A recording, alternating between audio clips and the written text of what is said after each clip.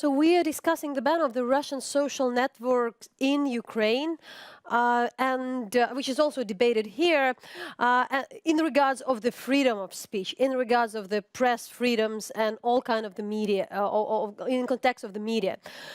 And we have a chance to talk also to Svitlana Matviyenko, who is the researcher of social media and cyber warfare in the University of the Western Ontario, and she's with us now talking with us from Canada, but she also knows well the Ukrainian environment of the social media and post-Soviet environment of the social media. So, of course, Svitlana, you are following. So we really would like to explain to also the foreign audience who is interested in this part of the world, really what this decision could make. What is your assessment? What do you think the Ukrainian government was trying to escape off, and how it would be seen, and what impact it would have to the discussion in the society where, as we know, the millions of people are followers of those networks? Thanks, Natalia. Yeah, I think it's really important to talk about this situation and this decision. So when I just learned about this, my first reaction was that that was fake news. It was very strange, to say the least.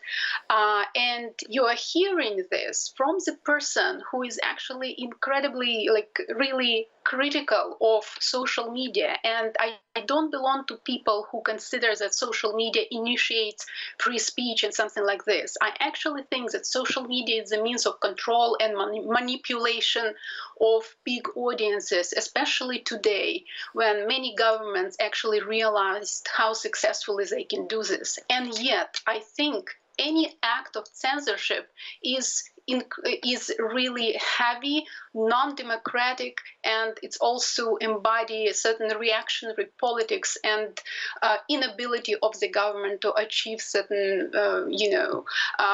effect by other means. What would you see, how it would be seen and how effective this tool would be? What they are really trying to stop, and would they be able? Because maybe the people also don't know the nature of the Russian social networks in particular. Yeah, I think they won't be very effective because for several reasons. So I see this decision more tactical than strategic. Although I'm sure that the Ukrainian government considered it a strategic decision, a certain contribution in the future, and etc. However, I think it's more tactical because it affects just the current situation. And this tactics is more symbolic than practical. It means that they can, share themselves on social media, the fact that they're actually doing something, but in fact, there are so many means to avoid this control and this blocking, and all those means are pretty familiar to people, especially on the territories like Russia, Belarus, Ukraine, and etc. So that's why I think there will be so many ways to avoid the blocking. However, I also think, so that's why, and many specialists, IT specialists, and those who involved with internet service providers in Ukraine, they already expressed their opinion that they would be curious to see how all this will be implemented in practice, because in fact it's very difficult to control, and as I mentioned, it's also there are many possibilities to avoid for the users to break through those walls. So that's why all government people can boast about this on their own social media and kind of demonstrate how effective they are. However, they are not.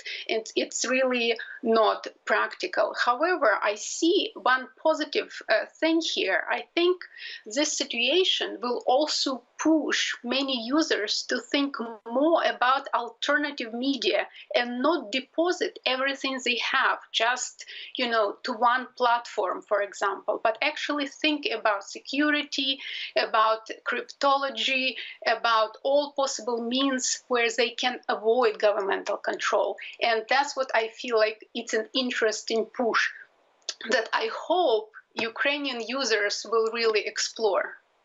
Okay, maybe they would just go to Facebook, you know. That's also the very probable way to see, and we'll see. So thanks a lot, Svitlana, for the insight, and we'll follow.